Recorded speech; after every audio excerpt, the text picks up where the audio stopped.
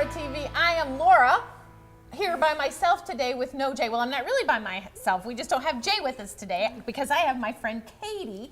Because Katie is what is it? You're a dietitian. She's like a smart person when it comes to food. That's a good way to do it. Katie is a friend of mine. She owns a store called The Plate Boutique in Mount Pleasant, Michigan. She also is opening very soon a Plate Boutique in Grand Rapids, Michigan. So if you're in any of those areas, you want to check out that store. But what we're going to talk about today and next week is we're going to tackle that lovely holiday called Thanksgiving that involves children and food. And I know for me, when my kids were young, and even now, they're still picky eaters, but when they were young, and you want to have this beautiful Thanksgiving meal, and you want to have sweet potatoes, and you want to have turkey, and you want to have green beans, and the kids are going, bleh, I'm not going to eat any of that. So what I wanted Katie to do was kind of help you discover some ways that you can make Thanksgiving more fun for your children.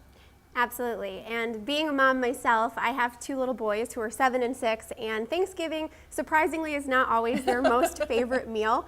They've come a long ways. But there are a lot of different ways that you can make your kids more a part of the meal. I'm a really big proponent of making sure that you're always offering foods that you as an adult actually eat to your kids instead of always catering. And if you've looked on Pinterest lately for Thanksgiving-related dishes for kids, most of them are candy. Most of them are candy. But candy for Thanksgiving? Seriously? They do, yeah, like little candy turkeys and things like that. They do have a really nice vegetable spread, though, that looks like a turkey, which could be kind of fun.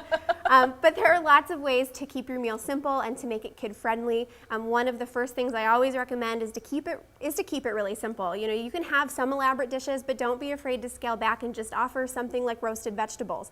Kids are going to be a lot more likely to try that if it has less complex flavors.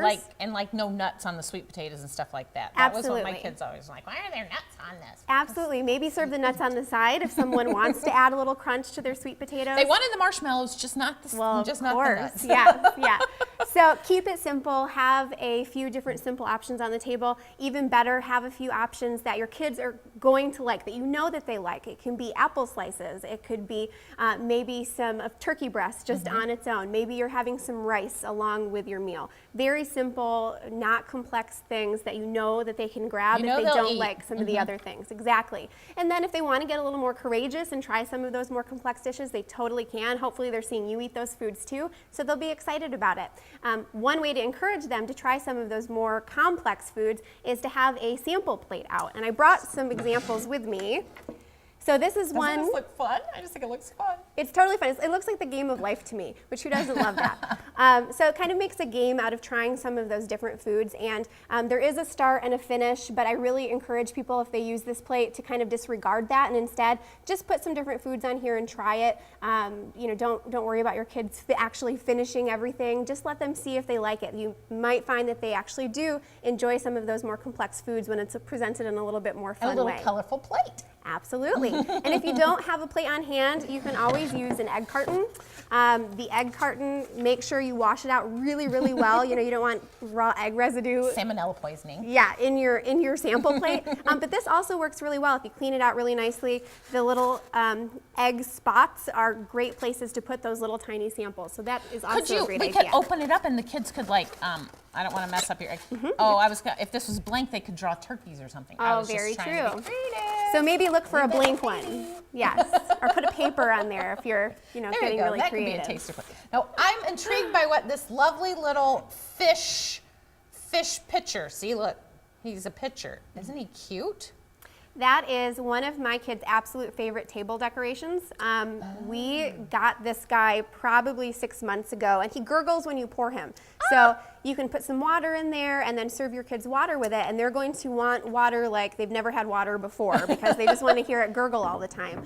So this is another really fun way to encourage hydration on Thanksgiving, make sure everybody's getting enough water in a very fun, relaxed sort of way. Grown-ups also really like it, even if they look at it and say, oh, that's really childlike. I'm pretty sure Jay would like this. They'll start using it. Yes. I think he would like it. I might have to get one for the Thanksgiving table.